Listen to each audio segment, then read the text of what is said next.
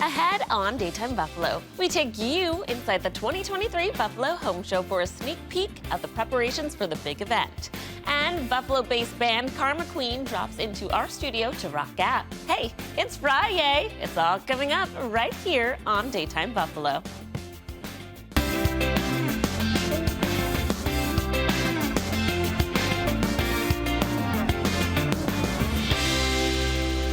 Good afternoon, hello, and welcome to Daytime Buffalo. I'm your host, Chelsea Lavelle. Thank you for joining us again today. We've had such a wonderful time bringing you the best Western New York has to offer. And with that being said, the 716 is a supportive network of good neighbors. The Queen City is a safe and caring place for those looking for help. In honor of a young man who took his own life after battling opioid addiction, one family decided to take action. Save the Michaels of the World dropped by our studios to talk more about addiction, recovery, and above all, hope. Today we are talking about addiction awareness, and we're here with Alex Malaise from Save the Michaels. First, thank you so much for being here. Thank you for having me. And talk to me a little bit about Save the Michaels and what you guys do. Save the Michaels was birthed about almost 12 years ago after the tragic loss of Michael David Israel. He was a 20-year-old young man who struggled with Crohn's disease, which is, if you know, is a painful digestive disease that requires medication in order to deal with the pain. So he was what we call prescribed into addiction. And he started to feel like a certain type of way about the medication he was being prescribed, and he went to his parents, Avi and Julie Israel, those are our founders, and said, "Mom, Dad, I feel weird about this stuff. I feel like I'm liking it," or whatever the case may have been. And they didn't know anything about addiction. They were like, I don't know what you're talking about. This is what the doctors told us to do. So they're calling the pediatrician, they're calling the prescribers and saying, my son's complaining of these things and we don't know what to do. And they said, oh no, this is what we recommend. This is the prescribed, medication for this, and this is what he needs to take. So they continued. They started to realize that it was a little bit beyond their control, and so they started to explore, like, what is addiction? How do we get help? This is when resources were not quite what they are today, and so they kept running into barriers. The amount of beds that were available, insurance barriers. This was at a time when you had to fail out of outpatient treatment in order to be admitted to inpatient treatment, which is not the case today. So they kept running into these barriers, and it was kind of like over and over and over again, these walls, until the system failed them. Yeah, until unfortunately, they say that Michael reached a point of hopelessness, and he unfortunately took his own life. And so Save the Michaels was actually started at Avi and Julie's kitchen table as an organization that dealt with advocacy, activism, education, marching on Washington and Albany to, teach people, like, we don't want this to happen to anybody else. But since then, again, this has been over a decade now, they don't stop.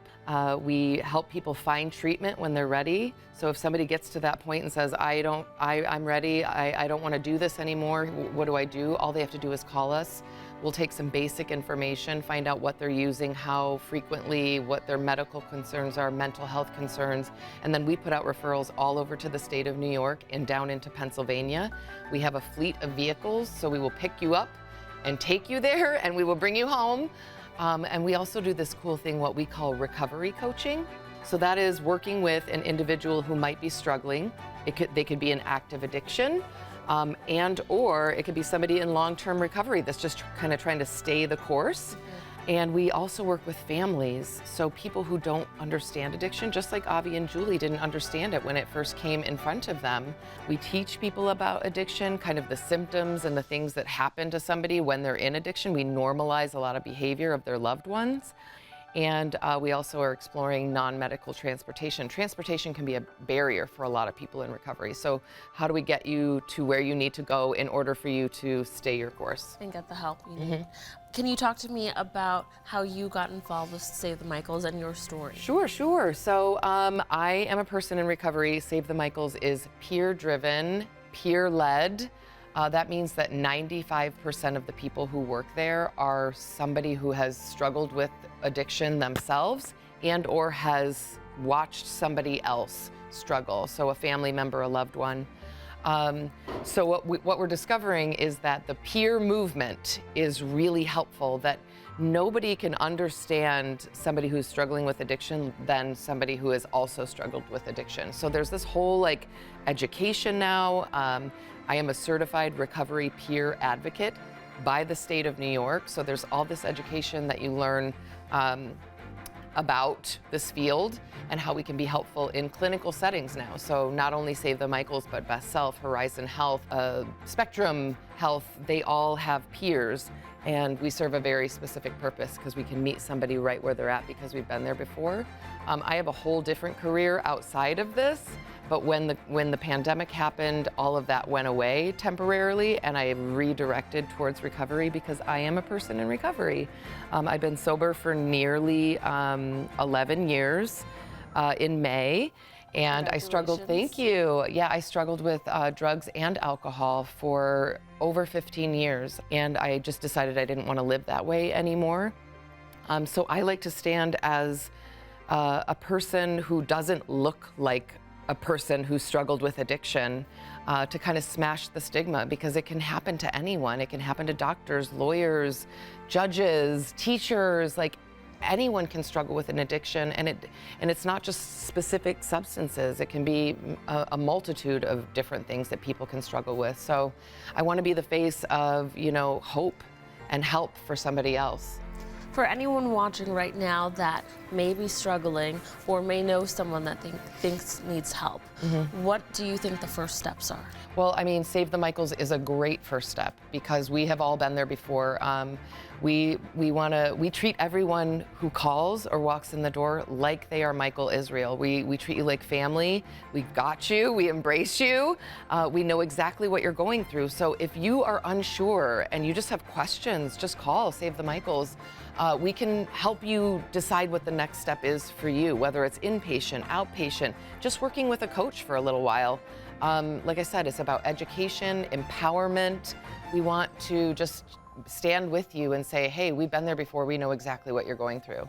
Save the Michaels has now, like you said, been around for over a decade. What are the next steps for you guys? How are you continuing to expand and reach more people? Avi Israel is always full of amazing ideas. We're exploring our presence with harm reduction. We are, like I said, working on these homes for women and men after they get out of treatment. We don't want to send them back to that same environment that they were using in. So we're trying to work on developing these facilities that can help people maintain their sobriety, maintain their recovery in a supported atmosphere. Also this non-medical transportation, helping people get to where they need to go. Appointments, group meetings, the grocery store. If you need groceries, because you don't want to walk by, a place where you used to use, it's safer if you get a ride, then we want to help people do that. Absolutely. Well, thank you for all that you do and being an example to people, showing different people of all walks of life, like you said, can struggle with this, but they can overcome it as well. Yes, absolutely. So recovery is possible. For what you do and the Save the Michaels Foundation. Thank you. Appreciate you.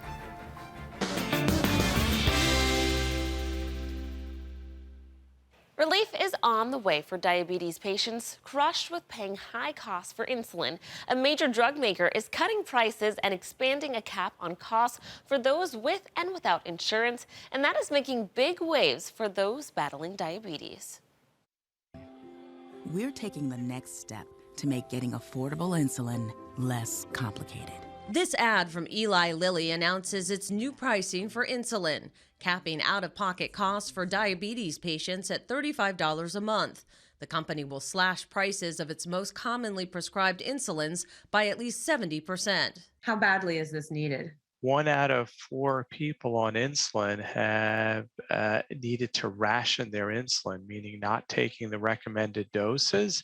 That puts their health at risk because of the high cost. The move comes amid pressure from lawmakers and patient advocates as insulin prices more than tripled over the past 2 decades, soaring to hundreds or even over $1,000 a month for the essential drug.